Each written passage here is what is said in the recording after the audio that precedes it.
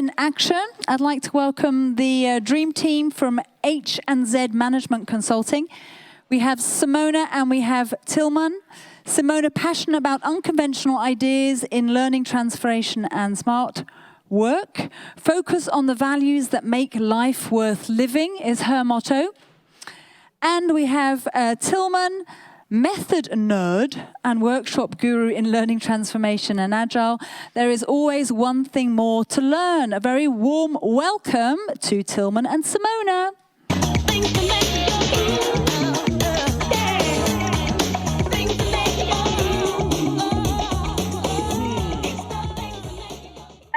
Thanks for the great introduction and a very warm welcome to all participants, either live in Amsterdam or joining virtually. Thank you. Yeah, and hopefully you are open to a bit more learning experience in hybrid conferencing. Big compliment to the technical team. The stream has been great to follow from remote, from online, and hopefully we can make it work now as well. So let's look at some of the ideas you are giving us. Wow, so thanks for the participation. Yes, perfect. So Simona, I see a lot of positive ones. It's growth. I see progress.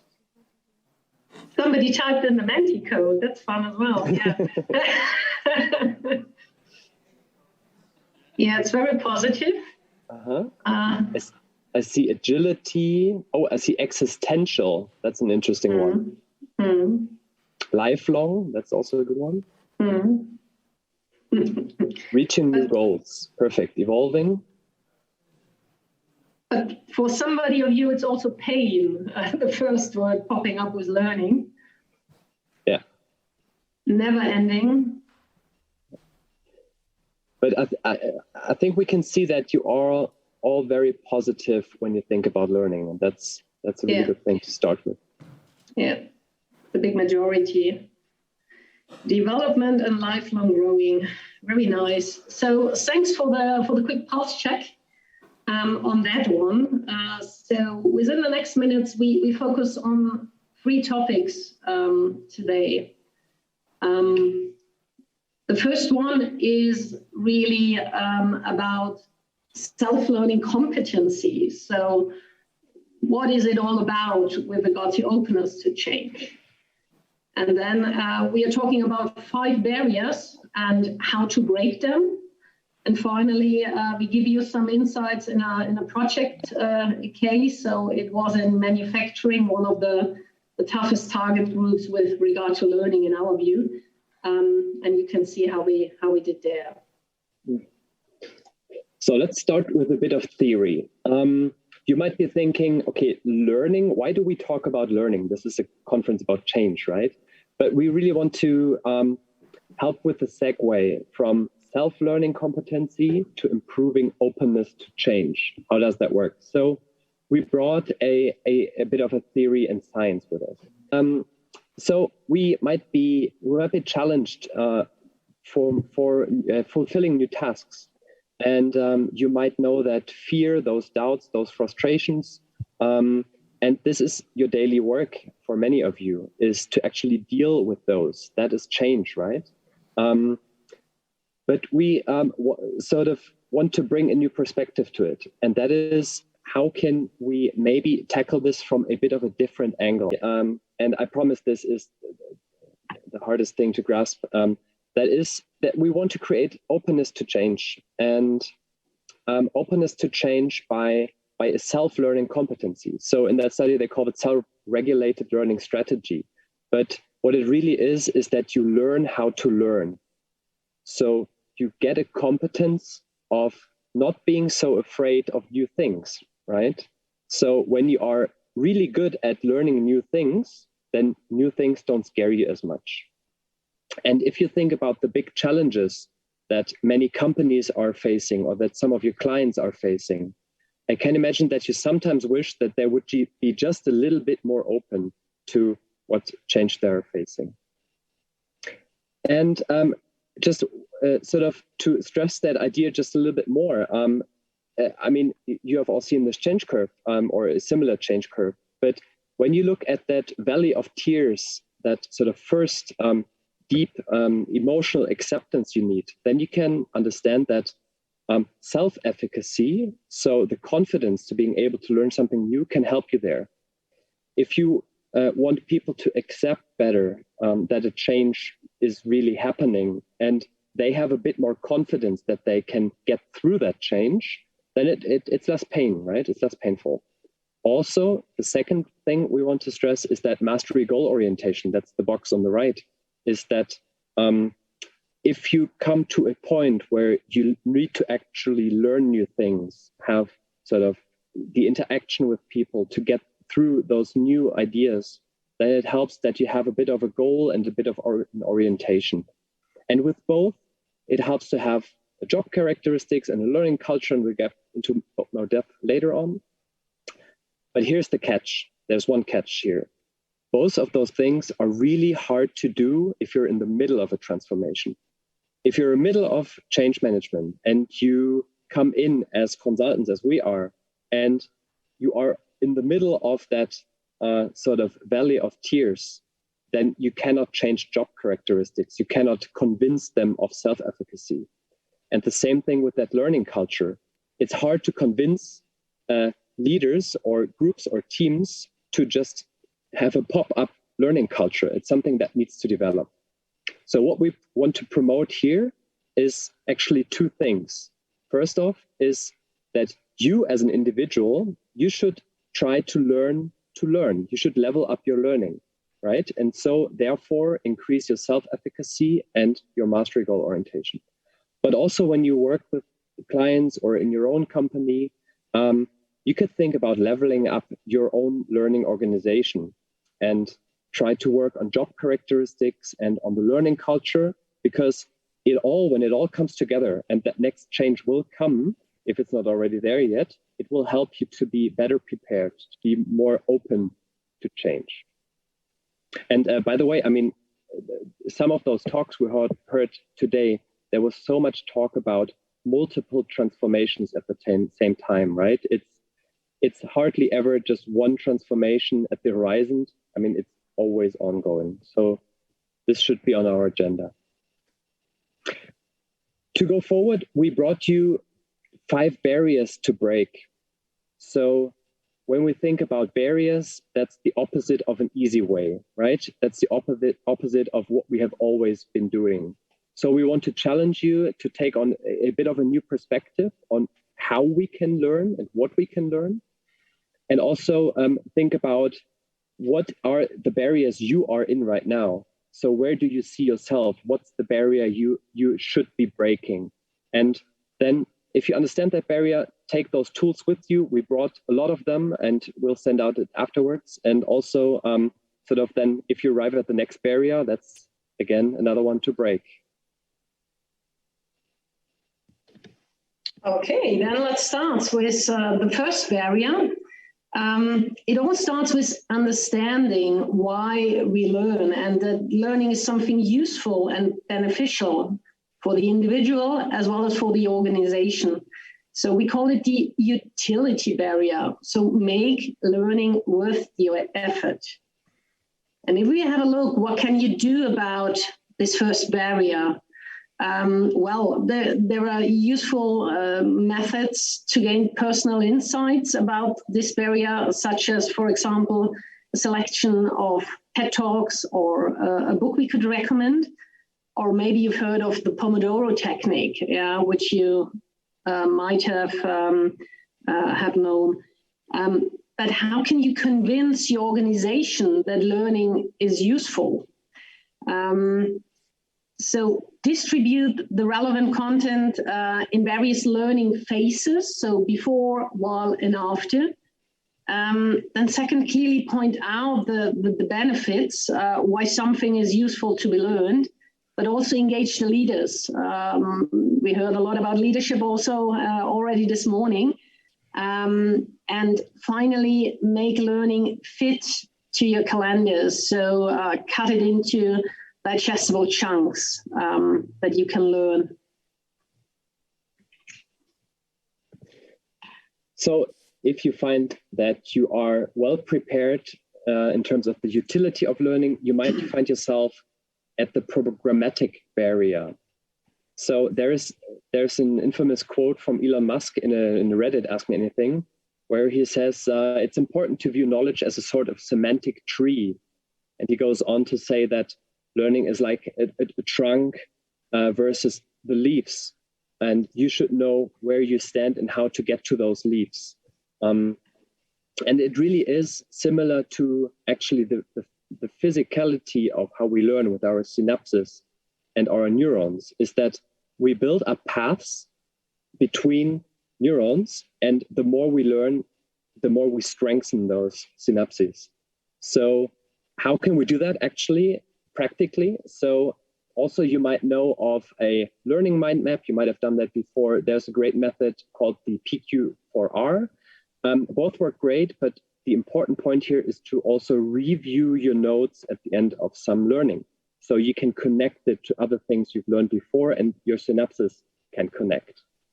On the company side, like your organization, there's something really great, which we always like to promote. That's the 70-20-10 approach to learning. And here, this really comes down to that 70% of our learning happens in informal settings. So on the job, it's when you actually are in a challenging project. That's where you learn most of the things, but also the 20% in a social setting, like learning from others, and 10% in formal learning courses and trainings. And you can create also learning journeys, connect your trainings, and who finds yourself guilty of visiting a training or reading a really great book and then setting it aside and say, hey, what's next? What's the next on my agenda? So we kind of forget on what we learn. And if we create learning journeys, that really helps to connect our learnings and to strengthen our neurons, to give us that semantic tree of knowledge. And last thing is also here in your organization, similar to your individual review as a supervisor, as a leader. So talk about learning, talk about what you learn yourself, and talk about the learnings of your employees. Great. And now please ask yourself, is learning a strategic core element in your organization? Is learning part of your target and incentive system? Is learning seen as something valuable, so adding real value add to the strategic direction and the strategic implementation? Well, 3 times a no should make you think. Yeah? So probably then your organization is struggling with this strategic barrier, which we are talking about now. So what can you do personally to overcome or to tackle this barrier? The first thing is that you really should make yourself learning objectives, and they should really excite you. So they should give you a good feeling, and ideally it's something tangible, a photograph or an object, or physical, yeah, which reminds you about your learning target. Yeah. And always set your learning ambition based on the level you'd like to obtain the learning on this stage. So if you just want to know personally, how is the spicy mix in an Indian food, you can read about it, and that's okay, then you know about that. But are you really then a good Indian cook? Well, probably no. You need to practice, you need to deepen it. So really make sure for yourself which kind of level do you need to obtain when setting this learning target. And same applies for your team or your organization. So it's all about a more individualized learning, we call it. The starting point towards a learning culture strongly depends on the maturity level, which you need to assess first. So on which level with regard to learning, is it positive, negative, where do the organization stands? This you need to evaluate at first. And from that, you can select then the relevant content, the appropriate learning formats to achieve this strategic ambitions and these individualized learning journeys. And finally, you then can connect the dots in the people life cycle. So from hiring to firing, when is it relevant to learn which topic, which format? So that's all about from us for the strategic barrier. And if you find yourself that you broke that strategic barrier, what we see a lot is that the next barrier could be the socio-cultural barrier. There's a quote from Albert Einstein saying, learning is experience, everything else is just information. And I would extend that to saying learning can also be a social experience. So it's about learning from others, it's about learning with others. And here it's a bit like running those tandems. You might have heard about language tandems, you might have heard about digital tandems.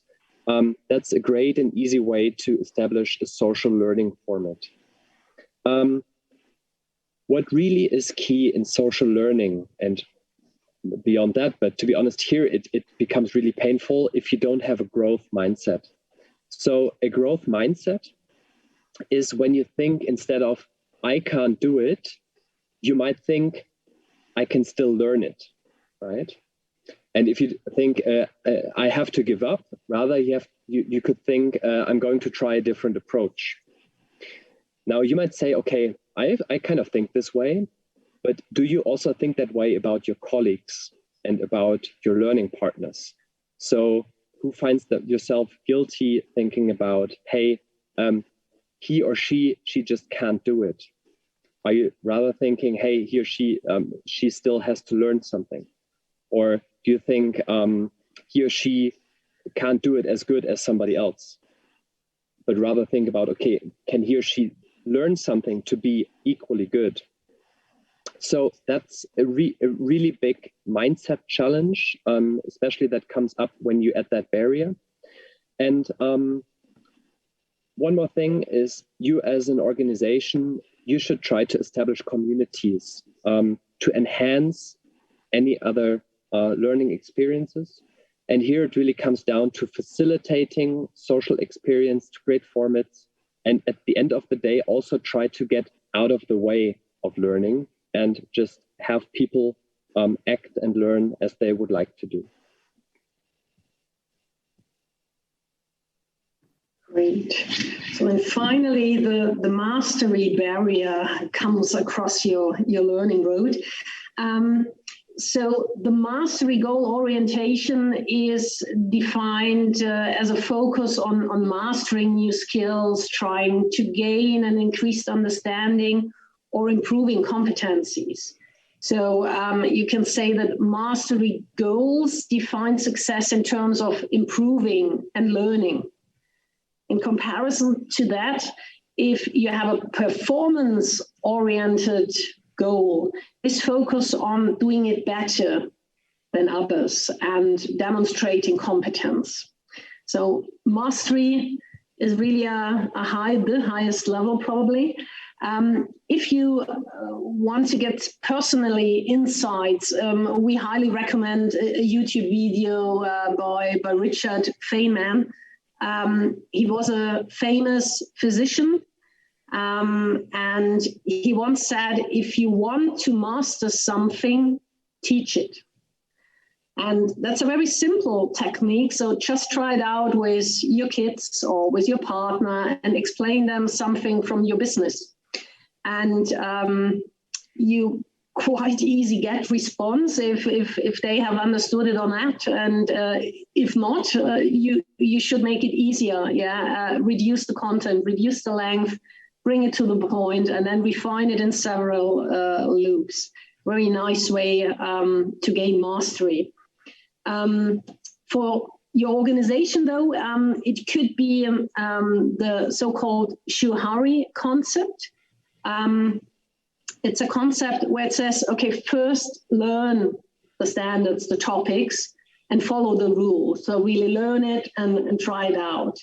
Then in a second step, while you practice it, break the rule, make it different, adopt it, And finally, if you proceed in learning, then you're by yourself are the rule in the way that you can teach it, And if you have such a momentum in your organization and got such a concept through, you really make learning self-perpetuate in your organization, and you are on a good way to the road to mastery.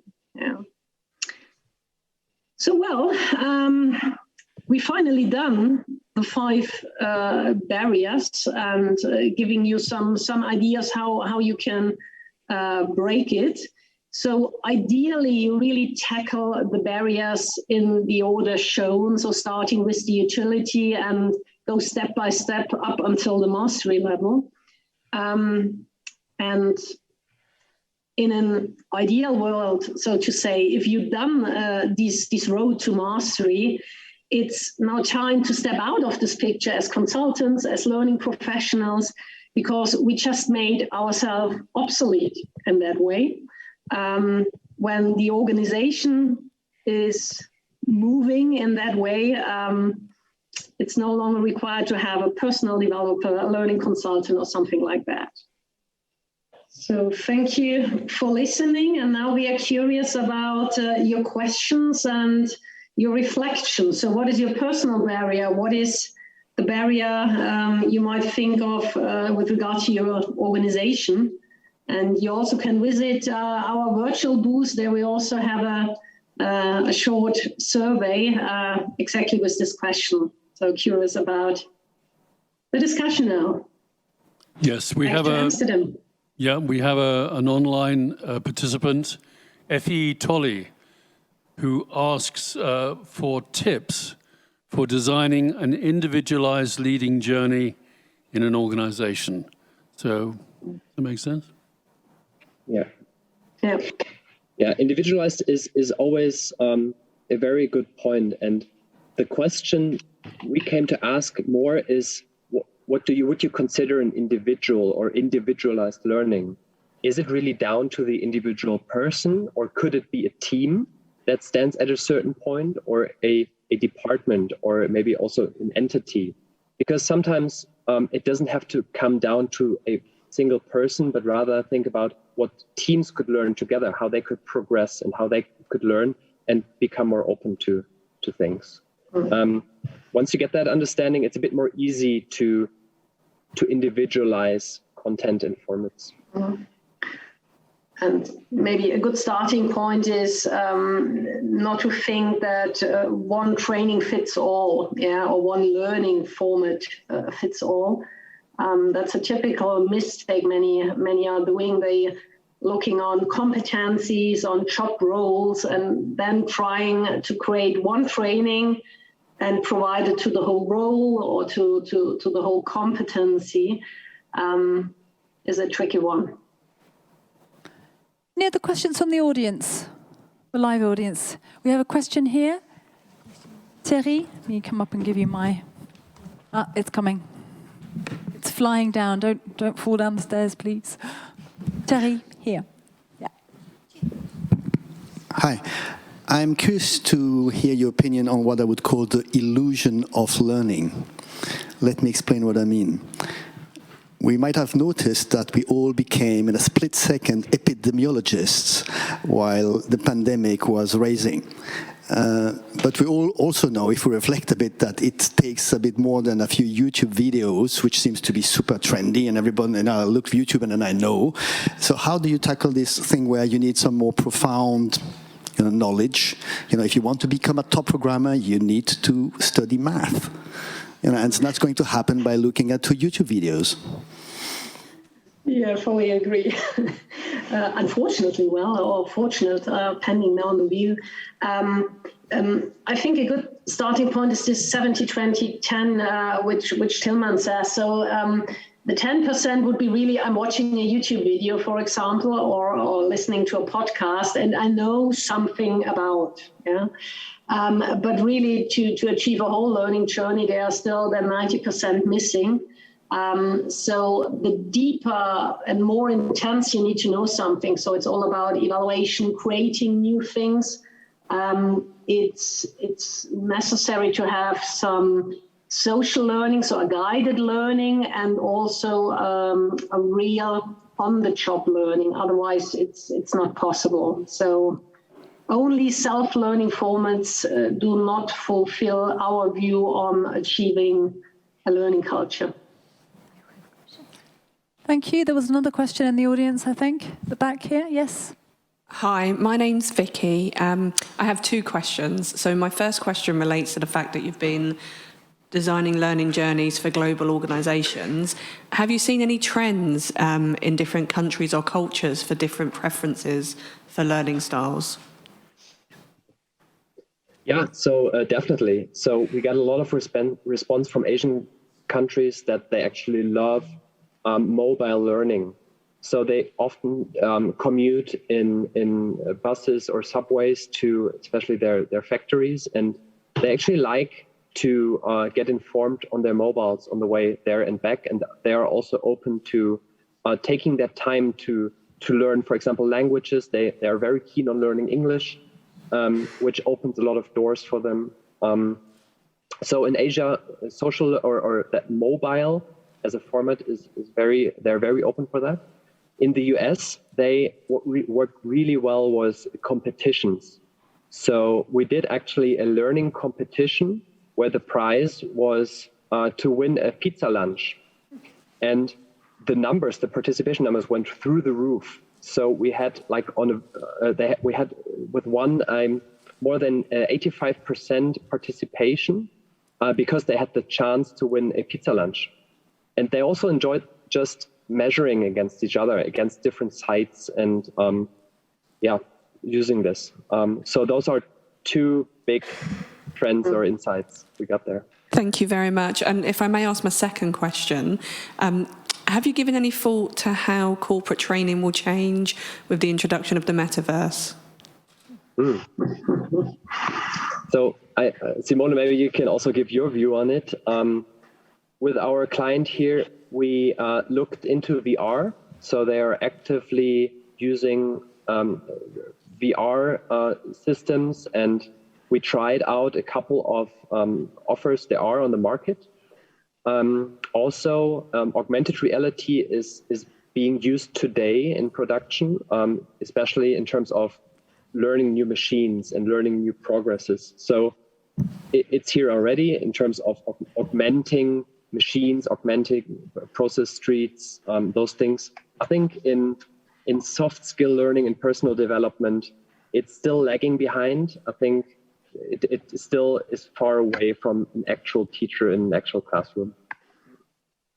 And just personal view, I think in some years, or in one to 1.5 years, I think there we see hopefully coming a good connection in the metaverse, between different areas, so that you really can use a better connective learning with this. Yeah, I hope so.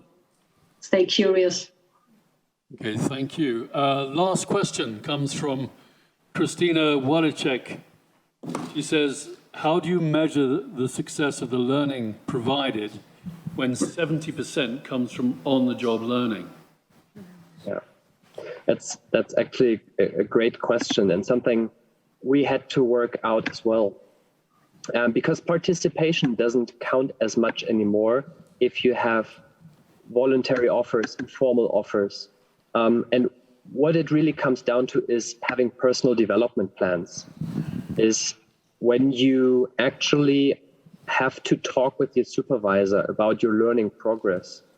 And Simone, you described it very well, is that we need to reflect on how much we progress in our learning, and we should have it in our development paths, and we should review it in terms of performance reviews.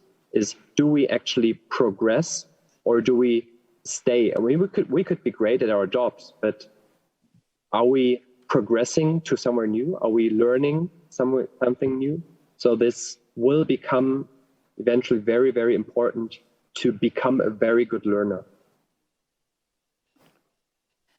Thank you very much. I'm going to close this session here. There's some questions online. Maybe Tilman and Sabine, you can hang around and just answer them.